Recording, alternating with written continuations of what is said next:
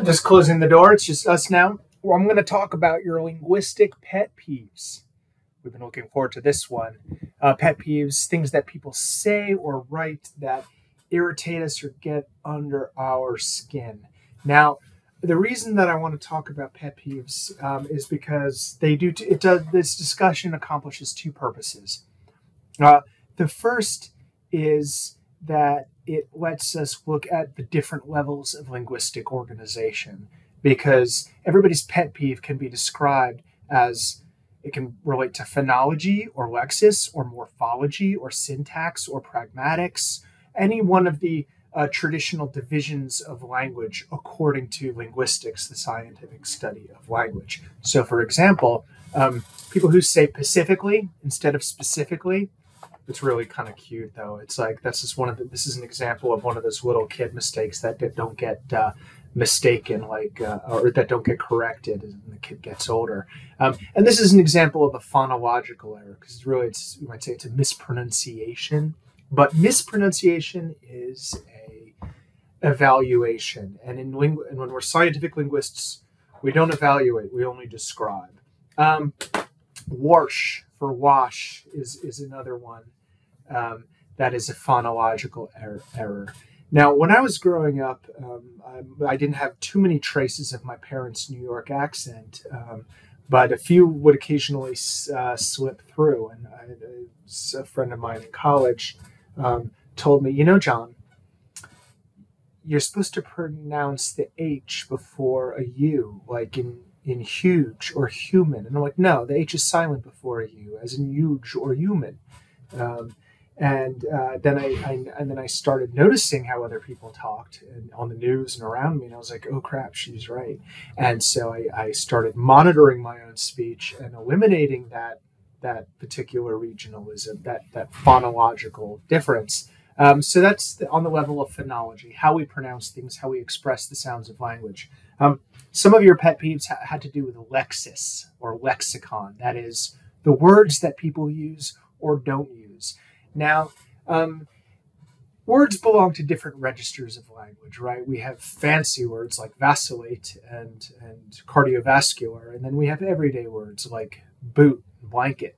And then some words are more polite than others, but some words just bother people because they're just the wrong words. And one of you pointed out Ewans, which is somehow more people are annoyed by Ewans or the Western Pennsylvania variant of that yins than are aggravated by y'all, which means the same thing. I think both of those are perfectly fine.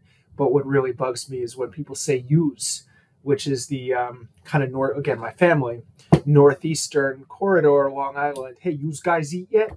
And oh no, it's not used. Did you guys eat? And I'm not going to get into the whole guys question right now, because that's a whole other thing. Somebody else also objects to ATM machine or CAC card or PIN number, and these do crack me up, because this is submit your complaint to the Redundancy Department of Redundancy. The M in machine, the M in ATM stands for machine, so we get a reduplication, and so this word is kind of messed up, because we have forgotten that the acronym is an acronym, that it's short for something, and so this is called reanalysis when we think of a word differently, and we'll talk about reanalysis more later. Some people don't like ain't, the same way that they don't like yins or use or y'all. Ain't has been part of the English language for a long time. And it's strange that we don't like ain't, but we're okay with isn't or aren't or won't or wouldn't. Why is ain't bad and the other one's okay? Interesting, huh? One of you pointed out, and I've heard this before, that we shouldn't say aggravate when we mean irritate, because aggravate is not to bother someone. Aggravate has a precise technical definition, and that is really to make something worse or more serious, like you kept running and you aggravated that injury. And this comes from the Latin aggravus, that's the root, which means heavy, as opposed to the root of irritate, irritare, which literally means to goad or poke, like with a stick. Poke, poke, poke. That's irritate. Um, and so, but the thing is that, you know, language changes. One of my pet peeves is when people say beg the question when they mean raise the question, because beg the question used to have a very specific technical meaning in rhetoric, which was to beg the question was to make the argumentative fallacy of assuming that the premise you were arguing for was already given as part of your proof. Now, I realize that there's no going back on this. People use beg the question to mean raise the question. I am not going to single-handedly stem this tide. And I'm sorry, but you're out of luck with aggravate. It's the same thing. Sometimes the meanings of words do drift. And the drift in the meanings of words can cause us irritation. One of my other pet peeves with respect to lexis or lexicon is, and I'm so this is another lost battle already, but it still bugs me when people say on accident instead of by accident. And I've noticed this is a kind of generational thing too. People under 40 tend to say on accident more frequently, and people older tend to say by accident. Now, while for the most part, I will say that to say that, you know, scientifically speaking, as a linguist, there is no correct form or incorrect form. There are different varieties that different social groups attach different values to. That said, on accident is wrong. It's just wrong. Okay. Morphology. Let's move on to the level of morphology and how we put different words together. Some of you talked about how they, or one of you said, I don't like it when people say, me and my friend are going to the movies. It should be I and my friend, or, you know, my friend and I, not my friend and me. And this is largely true. That is the, you know, correct standard English would be I. And so we've made a case error here. So this is a morphology error. One thing that bugs me, though, is when people overcorrect, though, and they say, you know, he gave the horse to my friend and I. No, he gave the horse to my friend and me, because now it's the object. Anyway, or anyways. Some people don't like anyways that added S.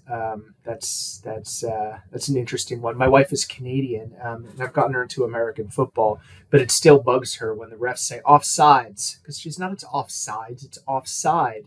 And again, this has to do with a morphological difference in the word that turns an adjective into an adverb or a statement marker. An interesting one I found was invaluable. Somebody said they didn't like when people say invaluable when they mean valuable. Another version of the same complaint is people saying irregardless when they mean irregardless. And another one is inflammable, which can mean, weirdly enough, both flammable and not flammable. And this has to do with the weirdness of the Latin-derived prefix in, which is assimilated to the R in irregardless, which can be both a negative or an intensifier. So that's just a freaky ambiguity in the language itself. Let's talk about syntax and idioms and the meanings of words in their wider sentence. One of you objected to a wide range and above and beyond as being not tight and concise. And these are aesthetic considerations here.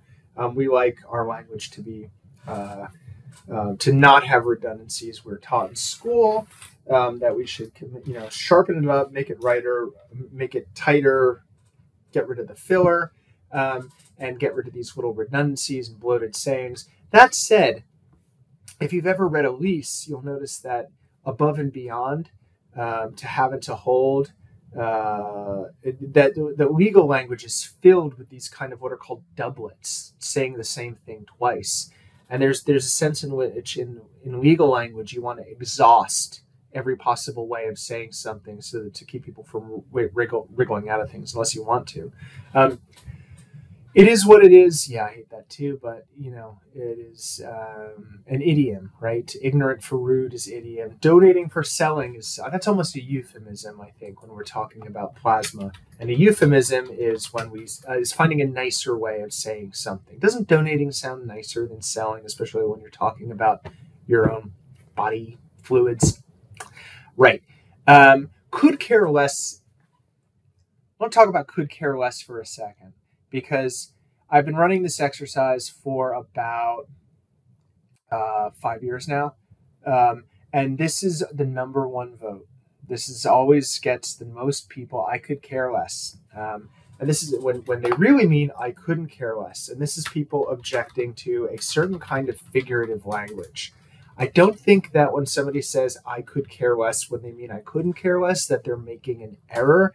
I think that they are participating in they're deploying a very old rhetorical device called litotes, which is like ironic inversion or understatement. Like, when you visit your friend in the hospital, God forbid, you ask them how they're doing, they say, as they're laying there in traction, I've been worse. You know what I mean? And this is a sort of, I think, habit of English speakers. So all of these belong to syntax, word order, or idiom, things that don't mean precisely what they're supposed to, but have an idiomatic usage or a semantic drift from what they're supposed to be. I'm going to move quicker now.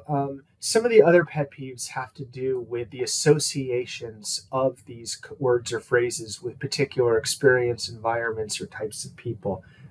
So I noticed somebody said that they're kind of not a pet peeve, but can be kind of jarred or off-put by code switching, which I totally get. My mother with your New York accent would be, John, go do your homework, clean your room. And then the phone would ring, she'd be like, hold on a second, I got a call. Hello? Oh, yes, hold on one moment. John, it's for you. And I was like, that's so weird. Who are you? So I get the code switching thing.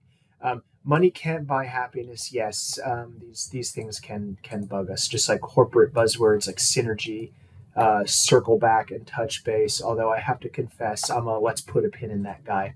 The last group, and one of the most common groups of pet peeves, have to do with the ridiculous writing system of English, which we already discussed. To, there, then, should have instead of should have. For all of these, including the cavalations over the Oxford comma, these all especially have to do with the fact that our writing system is not consistent and predictable. And so it's very easy to make spelling errors. Some of these other ones are like, for all intensive purposes, this is an example of an eggcorn, which is a kind of mishearing of acorn. When people type eggcorn instead of acorn. One of my favorite is when people say bone apple. There's actually a subreddit called Bone Apple Tea. Bone Apple Tea, which is an eggcorn of bone appetite. And of course, autocorrect auto speech to text just generates so many of these. And then there's the perennial debate over the Oxford comma. What about when people say like all the time, and are always like, oh my god, like, wow, like, cool.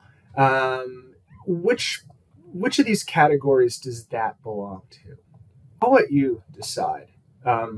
Anyway, these are pet peeves. They all belong to one or more levels of linguistic organization. Reviewing them was part of the purpose of this video.